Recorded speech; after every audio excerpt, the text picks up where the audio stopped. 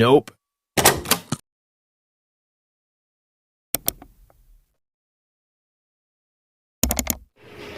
Assalamualaikum warahmatullahi wabarakatuh. Kami dari kelompok 4 akan mempresentasikan materi tentang tanggung jawab sosial perusahaan dalam mata kuliah Etika Bisnis dan Profesi. Sebelumnya, perkenalkan nama saya Firda Mufidah sebagai moderator dan rekan saya. Perkenalkan, nama saya Ananda Sheila Oktaviani, NIM 1816082.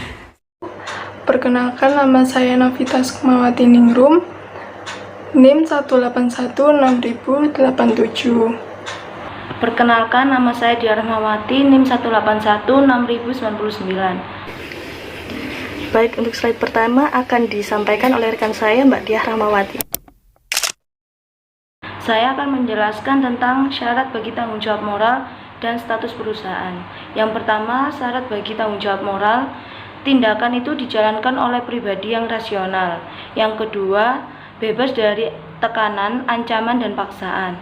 Yang ketiga, orang yang melakukan tindakan tertentu memang mau melakukan tindakan tersebut. Yang keempat, dilakukan dengan sadar dan paham mana yang baik dan mana yang buruk secara.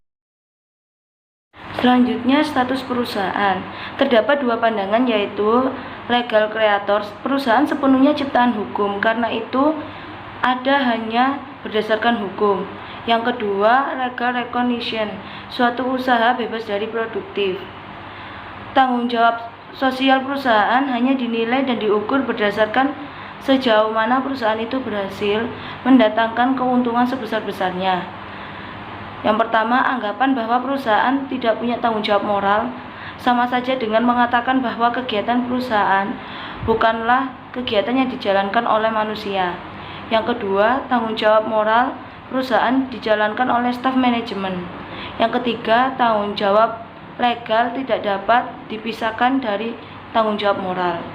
Sesungguhnya, pada tingkat operasional, bukan hanya staf manajemen yang memikul tanggung jawab sosial dan moral perusahaan ini, melainkan seluruh karyawan. Lingkup tanggung jawab sosial. Lingkup tanggung jawab sosial diantaranya keterlibatan perusahaan dalam kegiatan sosial. Yang kedua, keuntungan ekonomis, tanggung jawab sosial yang menunjukkan kepedulian perusahaan di luar kepentingan dirinya. Dan kegiatan bisnis mempengaruhi orang lain, dalam arti perusahaan harus bertanggung jawab jangan sampai merugikan.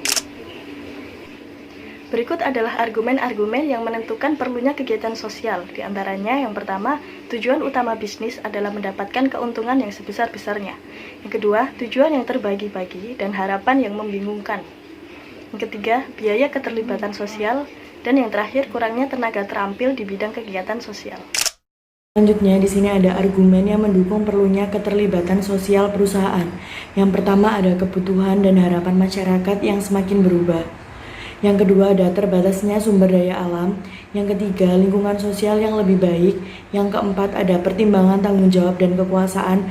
Dan yang kelima ada bisnis mempunyai sumber daya yang berguna. Selanjutnya ada implementasi tanggung jawab sosial perusahaan. Prinsip utama dalam suatu organisasi profesional termasuk perusahaan adalah bahwa struktur mengikuti strategi. Artinya, struktur organisasi didasarkan dan ditentukan oleh strategi dari organisasi atau perusahaan tersebut. Strategi yang diwujudkan melalui struktur organisasi demi mencapai tujuan dan misi perusahaan perlu dilakukan evaluasi secara periodik. Salah satu bentuk evaluasinya yang mencakup nilai-nilai dan tanggung jawab sosial perusahaan adalah audit sosial.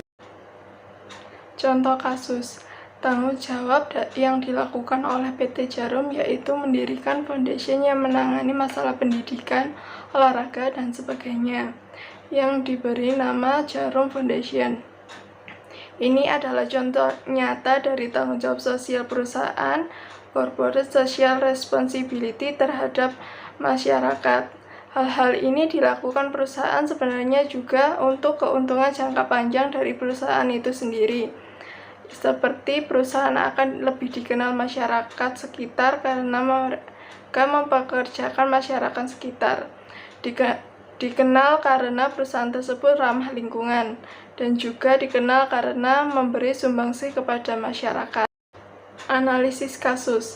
Dari contoh kasus tersebut, merupakan bentuk kepedulian dari perusahaan terhadap kepedulian sosial, yaitu mendirikan yayasan pendidikan, olahraga, dan sebagainya dengan nama Jarum Foundation.